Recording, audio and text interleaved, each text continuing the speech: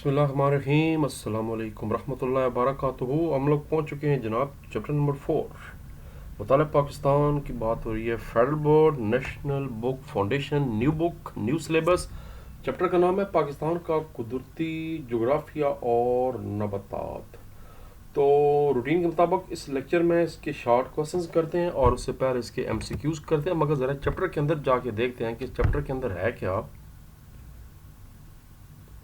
इसमें सबसे पहले तो हम पाकिस्तान के जो अहम पहाड़ी सिलसिले हैं वो पढ़ेंगे। इसके बाद जो पाकिस्तान की दोनों प्लेटोज़ हैं यानी पटवार प्लेटो और बलूचिस्तान प्लेटो के बारे में पढ़ेंगे। दरिया सिंध के बलाई मैदान और ज़ेरी मैदान पढ़ेंगे, मैदानी इलाके पढ़ेंगे, और जो उसके बाद आपके डेजर्ट यानी सहरा है वो पढ़ेंगे। इनकी डेफिनेशन पढ़ेंगे, ये सारी क्या चीज़ें होती हैं। फिर हालात ज़िंदगी जो लोगों के यहाँ पर हैं, लोगों को किस तरह मुतासर कर रहे हैं ये पढ़ेंगे। इकानमी को किस तरह मुतासर करते हैं, जोग्राफियाई हालात मौसम को किस तरह करते हैं। फिर कुछ तफरी तजारती और माशी तरक्की के बारे में गौर करेंगे। आसान चैप्टर है मगर इसमें अभी कुछ इश्यूज़ हैं, मैं साथ आपको बताता हूँ क्या हैं। कुछ चूँकि नई किताब है, मैं बार बार बता रहा हूँ, इसमें कुछ मिस्टेक्स आ रही हैं। ज़ाहिर बात है जो नया वर्जन आएगा वो इससे ज़्यादा बेहतर हालत में होगा। तो पहले एमसीक्यू करते हैं। मुंदरजा झैल में से पाकिस्तान की बुलंद तरीन चोटी कौन सी है, और वो है K2। अगर सवाल आ जाए कि कराक्रम सिलसिले की सबसे बुलंद चोटी ओवरऑल दुनिया में क्या है, वो भी K2 है। वो जो माउंट एवरेस्ट है वो दुनिया की सबसे बुलंद चोटी भी है और हिमालय की सबसे बुलंद चोटी भी है। K2 जो है, जिसका असल नाम है गॉडविन ऑस्टन, जो कि कर्नल गॉडविन ऑस्टन के नाम से था, और बहुत मशहूर माउंटेनियर था, उसके नाम से K2 जो है ना। और K2 बेसिकली कोड वर्ड है। मुंदरजा झैल में से कौन सा पहाड़ी सिलसिला शुमाल मगरब में वाक़ है। शुमाल और मगरब, आपने स्वात, चतराल, कैलाश वाला के नाम सुनेंगे। ये हिंदू कुश के पहाड़ी सिलसिले में सारी जो है ना ये वाक़ हैं इलाके। दीर हो गया, अपर दीर, लोअर दीर, ये सारे। कराक्रम पहाड़ों की औसत बुलंदी जो है वो 6000 मीटर है। पाकिस्तान का कितना फीसद रकबा पहाड़ों से ढका हुआ है, इसका किताब के अंदर मुझे जवाब जुमला नहीं मिला। अगर आपको मिल जाए मुझे काइंडली लाजमी पेज नंबर बताएं ताकि मुझे भी समझ आ जाए। हो सकता है मुझसे मिस्टेक हो गया हो। तो फिर मैंने नेट से जब चेक किया, मुख्तलिफ ज़राए से गूगल भी किया, विकीपीडिया चेक किया, और सबसे मशहूर जो है ब्रिटानिका एनसाइक्लोपीडिया चेक किया, तो सब के अंदर कोरा भी है, तो सब के अंदर 61% लिखा हुआ है। अब यहाँ पर जो क्लोज तरीन डाटा है वो 66% है, तो फिर हम 66% को टिक कर लेते हैं। लेकिन वैसे जो इस वक्त इंटरनेट पे डाटा पड़ा है पाकिस्तान का, उसके मुताबिक 61% है। मुंदरजा झैल में से वो कौन सी झील है जो बारिश के मौसम में बनती हैं। बलूचिस्तान में इनको हामून कहते हैं, और सबसे बड़ी जो झील है उसको हामून मशखेल कहते हैं। काफ़ी बड़ी है, इवन नक्शे पे भी वो नज़र आ जाती है, ईरान के बॉर्डर तक चली जाती है। मुंदरजा झैल में से कौन सी सतह मुर्तफ़ा पटवार की खासियत नहीं है।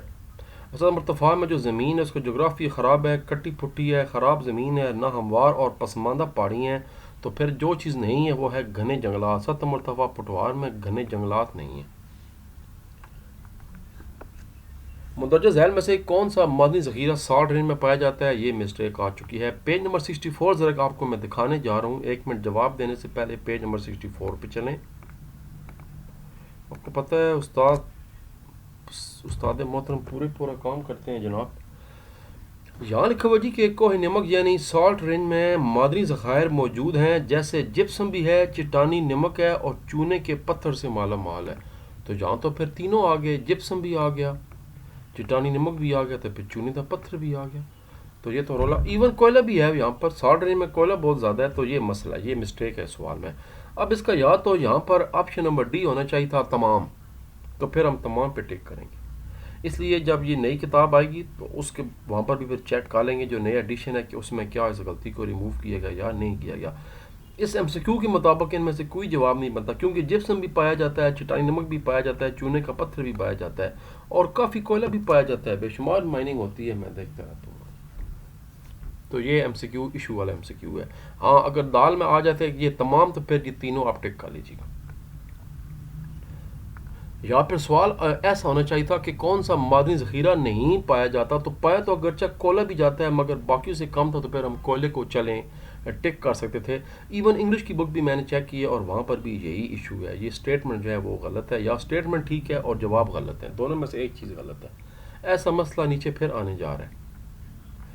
اچھا، مندرجہ ذیل میں سے کون سا میدان سندھ کی خاصیت نہیں ہے؟ سندھ میں جناب فال سیلابی میدان ہے، بالکل پرانے سیلابی میدان بھی ہے، اور چشتی چھتیں بھی ہیں۔ یہ چشتی چھتیں وہ علاقے ہوتے ہیں اونچائی کے جہاں پر جو ہے وہ کافی اچھی آبادی ہیں اور سرسبز زمینیں ہیں کھیتی باڑی کی، ان کو چشتی چھتیں کہتے ہیں۔ تو جو چیز یہاں پر نہیں ہے وہ بھی گھنے جنگلات ہیں۔ کامن سینس ہے پاکستان میں گھنے جنگلات ہیں ہی بہت تھوڑے، نہ ہونے کے برابر ہیں۔ ایک چھانگا مانگا ہے، وہ بھی بعد میں ہیومن میڈ ہے، وہ بنایا گیا تھا، خود اگایا گیا اس کو۔ کوٹسا ایک قسم ہے جو سندھ کے نچلے میدانوں میں پائی جاتی ہے۔ روڈی کوٹسا بھی پایا جاتا ہے اور گنجو ٹکر بھی پایا جاتا ہے، تو جواب ہے دونوں۔ پھر مسئلہ بن گیا، سرائے چولستان میں کون سا معدنی ذخیرہ پایا جاتا ہے؟ ذرا پیج 67 پہ جناب چلتے ہیں، جناب یا جنابات دونوں میں یہاں پر بیٹھے ہیں طلباء طالبات، تو پیج نمبر 67 پہ چلتے ہیں۔ چولستان کا سرا ایک خاص قسم کے کوئلے جس کو الگنائٹ کہتے ہیں وہ بھی ہے، جپسم بھی ہے، اور سلیکا ریت سے مالا مال ہے۔ ایم سی کیو کیا ہے؟ الگنائٹ بھی پایا جاتا ہے، جپسم بھی پایا جاتا ہے، تو سلیکا ریت بھی پائی جاتی ہے۔ لو جی، پھر مسئلہ بن گیا۔ اب پھر یا تو سٹیٹمنٹ غلط ہے یا پھر اس کے آپشن غلط ہیں۔ اگر تو سٹیٹمنٹ کو ٹھیک کرنا ہے تو پھر یہ ایسا سوال ہو سکتا تھا کہ سرائے چولستان میں ان میں سے کون سا معدنی ذخیرہ نہیں پایا جاتا؟ وہ ماربل تھا۔ یا پھر اگر سٹیٹمنٹ کو ٹھیک مانا جائے تو یہاں پر دال آپشن میں ماربل کی جگہ تمام آپ لکھا ہوا آنا چاہیے تھا، آل، تو پھر ہم اس کو ٹیک کریں۔ تو اس لیے اس کا بھی ہم انتظار کریں گے نئی کتاب کے اگلے ایڈیشن میں۔ ٹینشن نہ لیں، جب نئی بک آتی ہے ہمیں پتہ ہوگا، انشاءاللہ معلوم کریں گے۔ تو پھر اگر اس میں درست ہو چکا ہے یہ، تو پھر اس کو میں آپ کو یہاں پر کمنٹس کی شکل میں اس کو واضح کر دوں گا۔ لازمی یا تو یہ اس کے آپشن چینج کیے جائیں گے یا پھر اس کا جو ہے سٹیٹمنٹ ہے وہ چینج کی جائے گی۔ تو اگر تو سٹیٹمنٹ ہے کہ کون سا معدنی ذخیرہ نہیں پایا جاتا، پھر آپ نے ماربل پہ ٹک کرنا ہے، ہاں جی، یا پھر یہاں پر تمام آ جائے گا تو پھر تمام آپشن ٹک کرنا ہوگا۔ پہلا شارٹ کوسچن ہے، پٹوار سطح مرتفع کی جغرافیائی خاصیت کی وضاحت کریں، پیج نمبر 63۔ پٹوار سطح مرتفع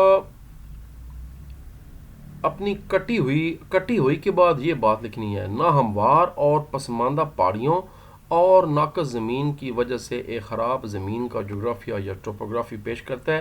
دریائے سواں آبی میدانوں کی تشکیل کرتا ہے جو زرعی طور پر پیداواری۔ یہ جو میں نے ایرو کا نشان لگایا ہے، یہ جو لفظ ہے ناہموار اور پسماندہ پہاڑیاں، ان کو یہاں پر درمیان میں ادھر پاکستانی ٹچ لگانا ہے، جیسے ہم لوگ ٹچ لگانے کے عادی ہیں یہاں پر۔ تو جملہ ایسے بنے گا، سطح مرتفع پٹوار اپنی کٹی ہوئی، ناہموار، کاما، پسماندہ پہاڑیوں، اب یہاں پر کام آئے گا، اور ناقص زمین کی وجہ سے ایک خراب زمین کا جغرافیہ پیش کرتا ہے۔ دریائے سواں آبی میدانوں کی تشکیل کرتا ہے جو کہ زرعی طور پر پیداواری۔ شارٹ نمبر 2، شمالی اور مغربی پہاڑوں میں واقع اہم گزرگاہیں جن کو درے کہا جاتا ہے، پاس، جیسے درہ خنجراب ہے، جیسے درہ خیبر ہے، پر ہم نے صرف شمالی اور مغربی پہاڑوں میں واقع اہم گزرگاہوں کے بارے میں بتانا ہے۔ پیج 56 اور پیج 58،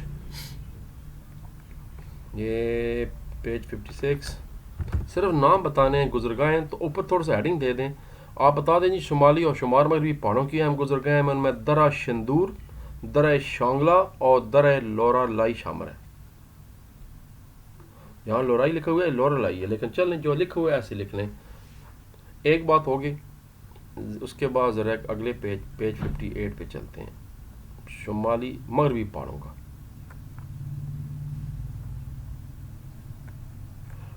یہاں ویسے نہیں لکھا ہوا، شمالی پہاڑیں جو ہمارے کراکرم ہے وہاں کا جو ایک مشہور درہ ہے وہ درہ خنجراب ہے، تو ایک لائن اپنے پاس اضافہ کر لیں۔ یہاں پر پہلے لکھ لیں کہ ہمارے شمالی پہاڑوں کے میں سے اہم ترین پہاڑ کراکرم میں ایک درہ خنجراب ہے جو پاکستان کو چین کے ساتھ ملاتا ہے۔ اس کے بعد شمال مغربی پہاڑوں کی بات کی جائے تو کو ہندو کش کے پہاڑوں کے اندر 3 مشہور درے ہیں، درہ شندور ہے، شانگلہ ہے اور درہ لورا ہے۔ اس کے بعد ذرا بات کرتے ہیں جہاں مغربی پہاڑوں کی، مغربی پہاڑوں کے دروں کے نیچے نام بتا دینے ہیں۔ یہ جناب آ گیا مغربی پہاڑ کے جو مشہور درے ہیں وہ ہے جی یہ درہ کرم آ گیا، اور ٹوچی پاس یعنی درہ ٹوچی آ گیا، جو کہ وزیرستان کی پہاڑیوں کے قریب ہے، اور بولان پاس آ گیا، کوئٹہ کوہ سلیمان آ گیا. بس 3 یہ درے ہو گئے. تو 3 یہ درے ہو گئے. ایک اوپر میں نے بتایا اپنے پاس سے درہ خنجراب لکھ دیں، پاکستان چین کے درمیان کراکرم کا پہاڑی سلسلہ. اور ایک جناب 3 جو ہیں وہ یہ ہو گئے مغربی پہاڑی سلسلے. کوہ سفید میں درہ کرم ہے، وزیرستان کی پہاڑیوں میں ٹوچی پاس ہے، درہ ٹوچی، اور کوہ سلیمان کی پہاڑیوں میں بولان پاس. اگلا شارٹ کوسچن، کوہ نمک کے مقام اور جغرافی. کوہ نمک بیسیکلی سطح مرتفع پٹوار کا آخری علاقہ ہے مغرب کی طرف. اس کے بعد بالکل پاکستان کے اینڈ تک ساحل تک درمیان میں کوئی بڑا پہاڑ، کوئی رکاوٹ نہیں ہے. اس کے آپ نے کئی دفعہ موٹر وے کا سفر کیا ہوگا، سالٹ رینج سے گزرے ہوں گے، خطرناک پہاڑیاں، یہی سالٹ رینج کا پوچھا جا رہا ہے. اس کے بعد آپ دیکھا ہوگا کہ اینڈ تک میدان ہی میدان ہے پاکستان کے. تو کوہ نمک کا جغرافیہ پیج نمبر 64. اصل میں یہ 2 متوازی پہاڑ ہیں. پیج 64 یہ ہے جی کوہ نمک. Short question number 3، salt range. میں پورا اب اس کو مینشن کرتا ہوں. سالٹ رینج ہے وہ اسلام آباد سے 160 کلومیٹر کے فاصلے پر ہے. کوہ نمک متوازی پہاڑیاں ہیں جن کی اوسط اونچائی 750 سے 900 میٹر ہے. کلاکار وارہ آپ نے بالکل دیکھا ہوگا، تقریباً 700 میٹر پہ واقع ہیں. مگر جو سب سے اونچا مقام ہے وہ بھی آگے شاید لکھا ہو، وہ سون سکیسر ہے. سکیسر کی چوٹی جو 1527 میٹر بلند سے سب سے اونچی چوٹی ہے اس سلسلے کی، اور یہ کھیوڑ کے مقام پر واقع ہے. یہ علاقہ معدنی ذخائر جیسے جپسم، چٹانی نمک اور چونے کے پتھر سے مالا مال ہے. اور اس کے بعد بتا دیں یہاں کی مشہور کلاکار جھیل ہے، اور بھی جھیل ہیں، کھبی کی جھیل ہے، بہت بڑی جھیل ہے وہ. اس کے بعد اور بھی کئی ہیں. ابھی تو اگر کلاکار پہ جا کے اوپر چڑھے ہیں دربار کی طرف تو وہاں آپ کو کئی جھیلوں کا سائن بورڈ نظر آئے گا. اور سب سے جو بلند چوٹی ہے وہ سکیسر ہے، کوہ نمک کی سب سے اونچی چوٹی ہے. یہ بات بس جو میں نے ہائی لائٹ کر دی ہے وہ کر دیں. ایم سی کیو آ سکتا ہے کہ کوہ نمک کے کون کون سے ضلع ہیں. تو چکوال ہے، جہلم ہے اور میاں والے.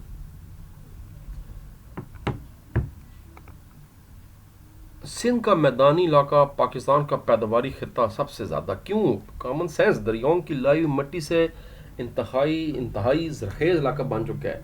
یہ اس میں پنجاب بھی شامل ہے اور اس میں سندھ پورا بھی شامل ہے، کیونکہ پنجاب دریا سندھ کا بالائی میدانی علاقہ ہے، اور جو پنجاب جو ہے اور جو سندھ ہے صوبہ سندھ وہ دریا سندھ کا ذہنی علاقہ ہے. تو یہ سارے دریاؤں کی مٹی سے بھرا ہوا علاقہ ہے. پیج نمبر 66 پر چلتے ہیں.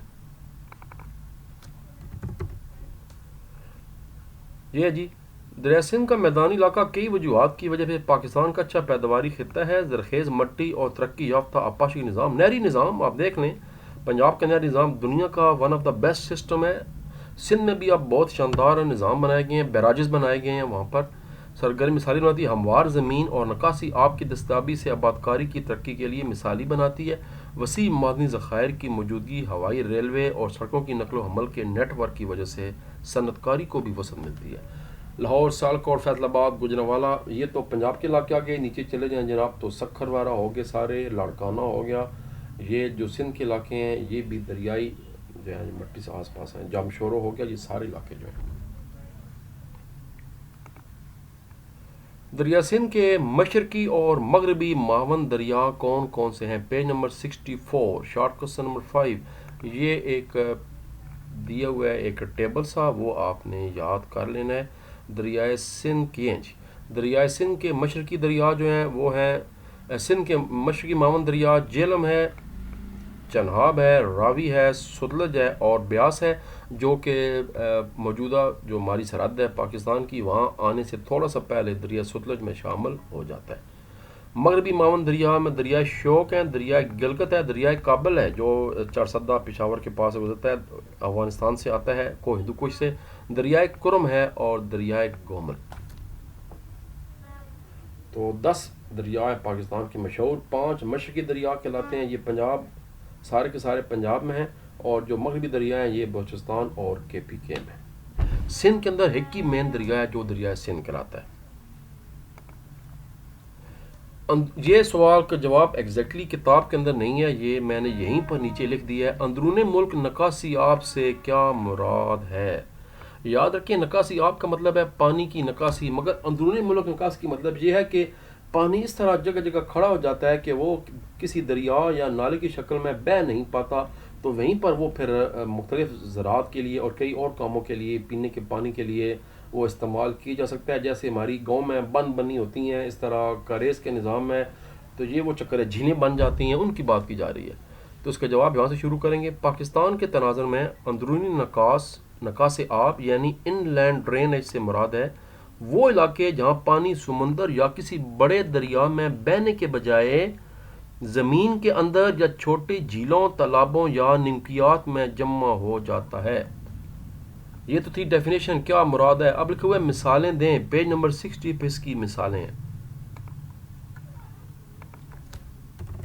یہ نہیں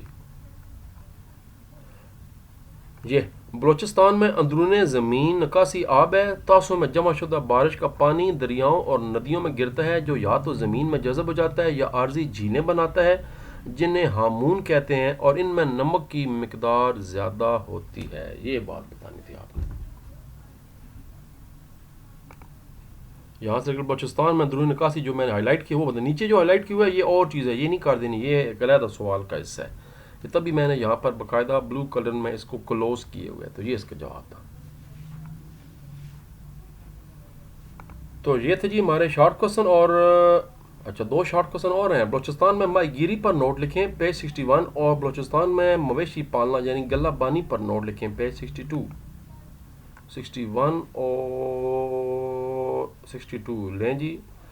موٹی موٹی باتیں یاد کریں جو آپ کو سمجھ آتی ہیں. بلوچستان کا ماہی گیری کا شعبہ نمایاں طور پر ترقی کرنے کی صلاحیت رکھتا ہے مگر بنیادی ڈھانچے کی اس میں ضرورت ہے.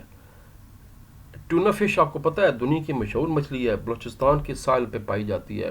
گوادر، پسنی، سارڈین اور سرمئی بھی شاندار فش ہے.